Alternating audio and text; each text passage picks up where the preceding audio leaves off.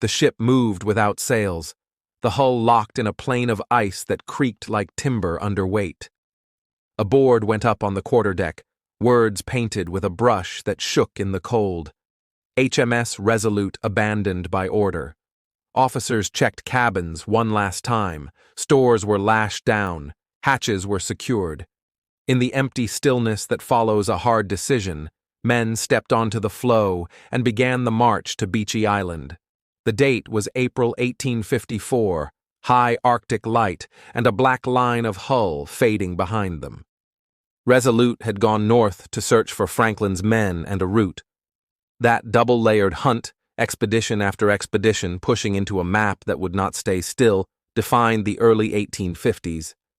The crew hauled boats over pressure ridges and marked coastlines with cairns and notes. When the ice gripped and stayed, Captain Henry Kellett made her ready to survive. Spars down, rigging secured, stores tallied, winter quarters set. Then came orders from the overall commander, Sir Edward Belcher, to give up not just one ship, but several. Kellett obeyed. He left a ship in order, built to endure, and took his men out across the frozen sound to relief vessels that could carry them home. They left the bark tidy. Lines were coiled, gear was stowed where future hands could find it.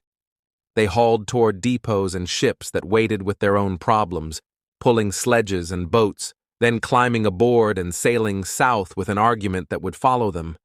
Had Belcher called it too soon, or had he saved lives by refusing to gamble a third winter? The hull they could not save under command refused to die without one. After the last lookout glanced back, Resolute drifted. The currents and wind carried her east and south, locked for a time and then released, slow and patient.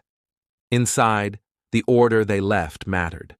Pumps were tight, bulkheads were sound. In the fall of 1855, a New England whaling captain, James Buddington of Groton, saw a dark shape off the ice edge and made for it. The name board came up under frost and salt. Resolute.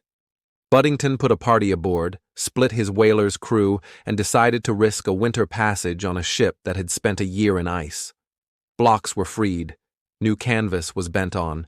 The timbers answered like a thing built well. He headed for home and threaded the run to Long Island Sound with a prize that was also a responsibility. In New London, Connecticut, the ship came to anchor on Christmas Eve. Crowds gathered on the wharf to see the Arctic bark that had sailed herself back into the story. What followed was seamanship turned into statecraft. Americans had joined the Franklin search with private money and Navy backing. Returning Resolute would make a point larger than salvage: respect between maritime nations. The United States paid to refit her at the Brooklyn Navy Yard, fresh caulking, copper, spars, paint, and assigned Captain Henry J. Hartstein to take her across. On December 13, 1856, Hartstein delivered the ship at Cowes, Isle of Wight, where Queen Victoria received her as a gesture of goodwill. The crew came home with thanks, and the story settled into a quiet middle chapter. A British Arctic ship, returned by Americans, resumed British service, and later stood down when age said the hull had given all it could. Years passed. The wood stayed useful. In 1879, the Admiralty broke up Resolute. Timbers went to Chatham Dockyard, where joiners turned seasoned oak into memorial pieces. The largest was a partner's desk, heavy, detailed, built from the bark's planks for the American president. In 1880, Queen Victoria sent it across the Atlantic. President Rutherford B. Hayes signed papers and wrote notes on timber that had known winter darkness. The desk moved through upstairs offices before there was a West Wing. In 1961, Jacqueline Kennedy brought it into the Oval Office, where photographs would fix it as an American icon made from a British ship's bones. Between Kellett's last look back on the floe and that desk's arrival in Washington ran a straight line of decisions. Belcher's order reads harsh even now, and men argued it then, but the crews who walked off those ships lived to tell it. The drift that followed looks like providence, until you count the choices that made it possible. Canvases stowed, pumps tended, doors dogged, gear labeled, a hull prepared to ride out time. Buddington's choice to sail her rather than strip her was another link. The Navy Yard's choice to mend what it could and send her back, and Hartstein's to bring her home to the flag she sailed under at launch, turned a curiosity into a political act that people could point to when they spoke about neighbors across water. The Franklin search sits under every part of the tale. Ships fanned out across the archipelago and found little but traces, a camp here, a sled there, notes in cairns that told the next party where to look and what to fear. Resolute had been part of that net, rescuing crews, marking shores, proving routes and dead ends that would be drawn on later charts. She was never the main subject of the hunt, but the fate that followed her changed how the search was remembered. Arguments did not stop. Belcher never shook the charge that he abandoned good hulls. Admiralty boards weighed conduct and outcomes. American papers told readers about a British ship adopted and returned, and readers debated whether courtesy would be repaid.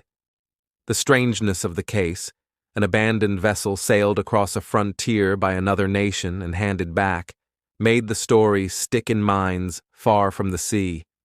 Put the dates in order, and the line stays clear. April 1854. Abandonment under Belcher's command after 2 winters in the ice. September 1855.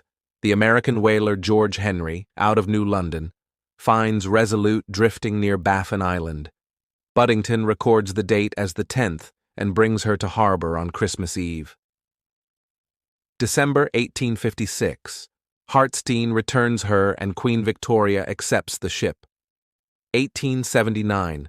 The hull is broken up. 1880. A desk built from her timbers reaches President Rutherford B. Hayes and begins a second career.